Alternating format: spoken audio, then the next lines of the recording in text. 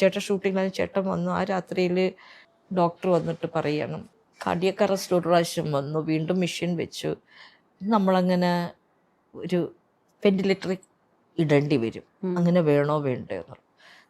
അപ്പം അദ്ദേഹം പറഞ്ഞു വെന്റിലേറ്ററിൽ ഇടുന്നില്ല തൊട്ട് താല്പര്യമില്ല, കാരണം അത്രയും വീക്കായ ഒരാൾ പിന്നെ വെന്റിലേറ്ററിൽ ഇട്ട് അപ്പോൾ ഇവിടെ എന്തോ തുളയ്ക്കണം. അപ്പം അമ്മ പറഞ്ഞു അങ്ങനെയുള്ള ഒരു കാരണം നമ്മുടെ മനസ്സിൽ അച്ഛാ വേദനിച്ചു എന്ന് പറഞ്ഞത് എൻ്റെ മനസ്സിൽ കിടപ്പും. പറഞ്ഞു വേണ്ട വേണ്ട, അതൊക്കെ വെറുതെയാണ്, പാഴാണ്.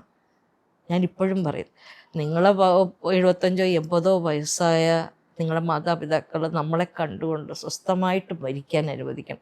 ഇവരാ ഒരു മുറി കൊണ്ടുപോയി അവിടെ ഇവിടെയും മെഷീൻസ് വെച്ച് ഇത് പ്രവർത്തിച്ചിട്ട് എന്തിനവർ നമ്മളെ കാണാതെ അവസാനം ഇവർ പറയും കഴിഞ്ഞു, ഇത് ഊരി കഴിഞ്ഞു എന്ന് പറയും. എന്തിനാ അത്രയും സമയം നമ്മളെ കൂടെ നിന്ന് നമുക്ക് പക്ഷേ അതിനുള്ളൊരു ഭാഗ്യം വന്നില്ല.